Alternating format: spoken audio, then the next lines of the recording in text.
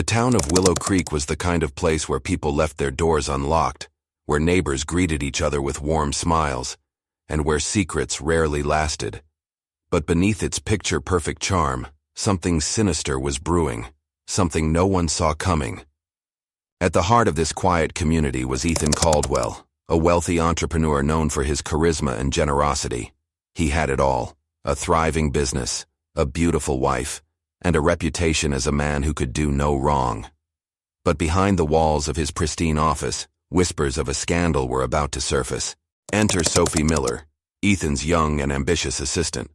Smart, efficient, and strikingly beautiful, Sophie had recently become an integral part of Ethan's life. She was more than just an employee. She was his confidant, his problem solver, and, as rumors suggested, something much more. For months, their relationship had been the subject of hushed conversations at the office. Was she just a hard-working assistant, or was there something deeper between them? The truth was far darker than anyone could have imagined. One chilly autumn morning, the town woke up to sirens blaring through the streets. A gruesome discovery had been made. A body was found. The whispers turned to gasps, and the perfect town of Willow Creek would never be the same again. Who was the victim? What had happened behind closed doors? And how did a secret affair spiral into a nightmare? The answers would send shockwaves through the town, uncovering a twisted web of lies, betrayal, and murder. When desire turns deadly. The crisp autumn air hung thick with the scent of rain as Ethan Caldwell sat in his dimly lit office, scrolling through reports with a blank stare. The numbers meant nothing to him anymore. His mind was elsewhere, on Sophie Miller. For months, their affair had been Willow Creek's worst-kept secret. Ethan's wife, Claire, had her suspicions, but she chose silence over confrontation. Sophie, on the other hand, thrived on the thrill of secrecy. What had started as stolen glances and late-night meetings had spiraled into something uncontrollable. But something had changed. Sophie wasn't satisfied being the other woman anymore. She wanted more time, more commitment, more promises. And when Ethan hesitated, cracks began to form in their perfect lie. One evening, as the rain drummed against the office windows, Sophie leaned in close, her voice a whisper. "Leave her, Ethan, tonight!" Ethan exhaled sharply, rubbing his temples. "You know I can't just—" "You can, you just won't." Sophie's eyes darkened. "I won't be your secret forever." A tense silence stretched between them. A storm is brewing. That night, Claire found an anonymous letter on their doorstep. "He belongs to me now. Leave before it gets ugly." Claire's hands trembled as she reread the words. Her worst fear was no longer a suspicion, it was a fact. But instead of crumbling, she made a decision. If Sophie thought she could take her husband so easily, she had another thing coming. The crime scene. The following evening, Ethan's mansion stood eerily still. The usual glow from the chandeliers was absent, the air unnaturally quiet. Inside, a confrontation was unfolding, one that would end in blood. A neighbor, taking his dog for a late-night walk, later recalled hearing a muffled scream, followed by a loud crash. He paused, listening, but the house remained silent. Until minutes later, the night erupted with the sound of a gunshot, a single deafening blast that shattered the peace of Willow Creek. By morning, one person would be dead, and the town's perfect facade would be ripped apart. Death behind closed doors. The grand Caldwell mansion stood in unsettling silence. The storm outside had passed, leaving behind a thick fog that clung to the windows like ghostly whispers. Inside, in the dim glow of the study lamp, a body lay motionless on the Persian rug, lifeless, cold, and surrounded by a pool of deep crimson. The faint scent of gunpowder lingered in the air. The room bore the signs of a struggle, papers scattered across the mahogany desk, a shattered whiskey glass glistening under the soft light, and a single, unblinking pair of eyes staring at the ceiling. The victim, Ethan Caldwell. A bullet hole marred his chest, the fabric of his tailored shirt soaked through with blood. His right hand still clutched the edge of the desk, as if grasping for stability in his final moments. The murder weapon, a sleek silver revolver, rested near his outstretched fingers, but something was off. The way the gun lay, too perfectly placed, almost staged. Earlier that night, the tension had reached a boiling point. Claire had arrived home late, her heels clicking against the marble floor as she made her way to Ethan's study. But she wasn't alone. Sophie was already there, Their voices clashed like thunder. Claire's fury, Sophie's desperation, Ethan caught in between. "You said you loved me," Sophie had cried, her hands trembling. "This was never love," Claire snapped. "This was a mistake. No one saw who reached for the gun first. No one saw who pulled the trigger. But in the end, only Ethan fell." The crime scene discovery. At exactly 2:14 a.m., a frantic call was placed to 911. "There's been a shooting, please send help." The voice on the other end was shaky, barely coherent. Minutes later, police sirens wailed through the quiet streets of Willow Creek. Officers stormed into the mansion, their flashlights cutting through the darkness. And then they saw him. Ethan Caldwell, the man who had it all, now reduced to a crime scene.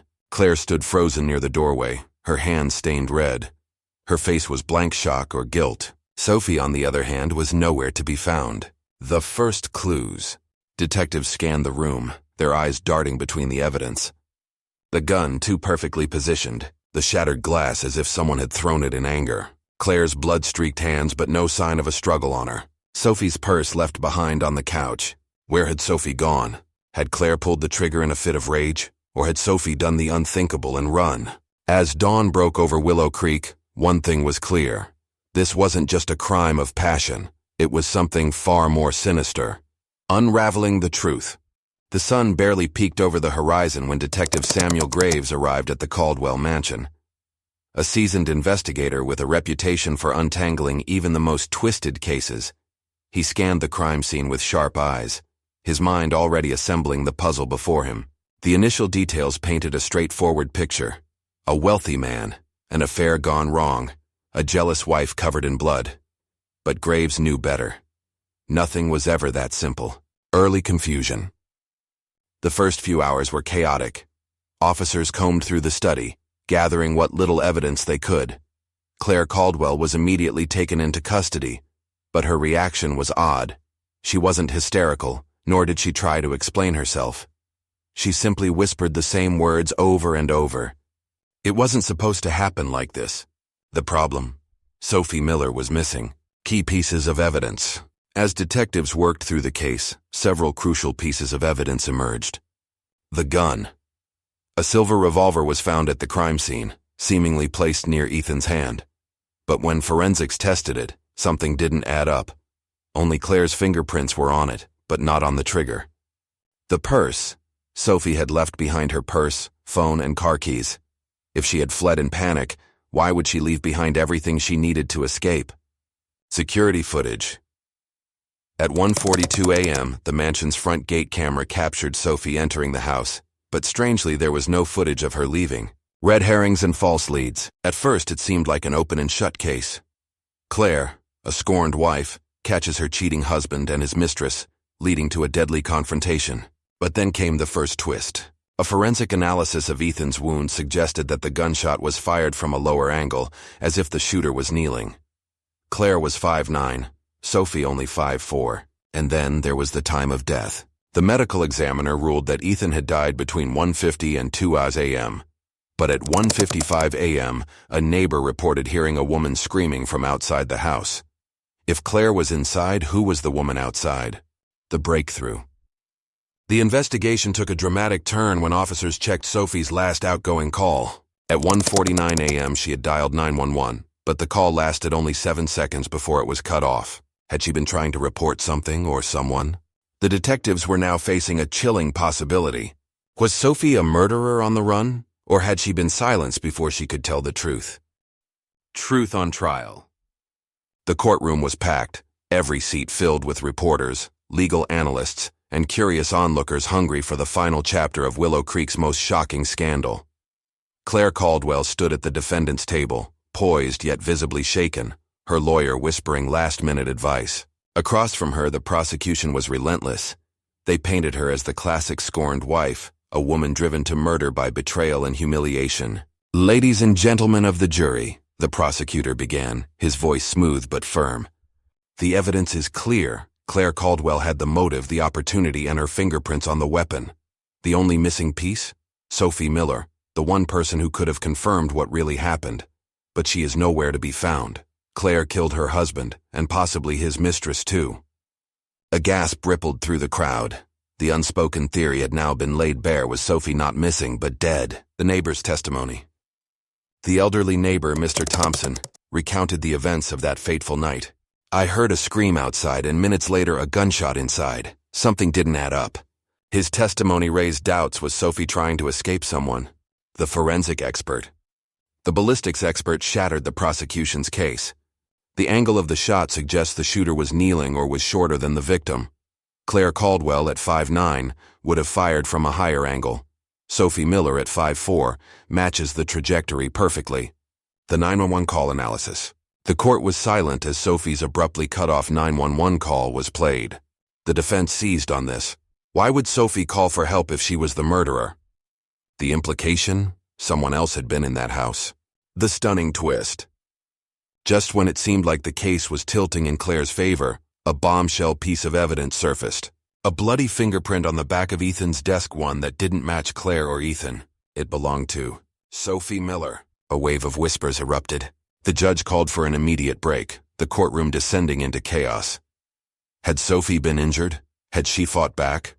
Or had she been killed that night too? The verdict.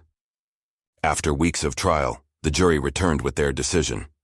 On the charge of first-degree murder of Ethan Caldwell, we find Claire Caldwell not guilty. A murmur spread through the room.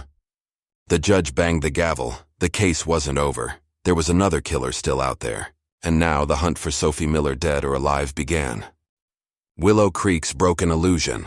Even after the verdict, the town of Willow Creek was never the same. Ethan Caldwell's legacy was tarnished.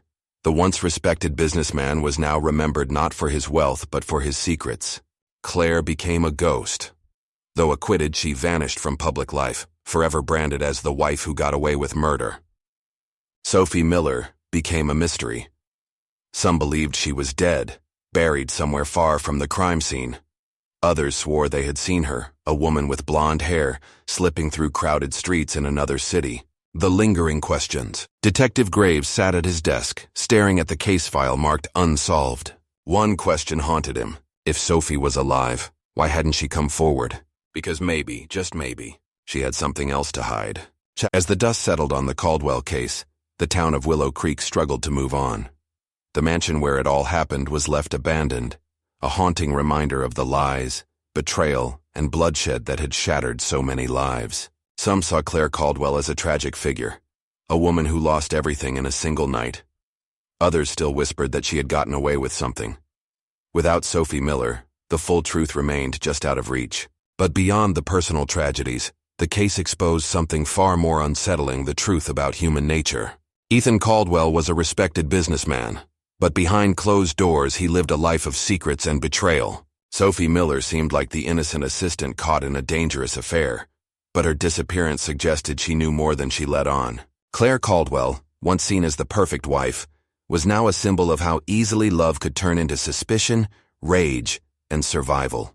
Justice and truth are not the same. The courtroom reached a verdict, but did it deliver justice? If Claire didn't kill Ethan, who did?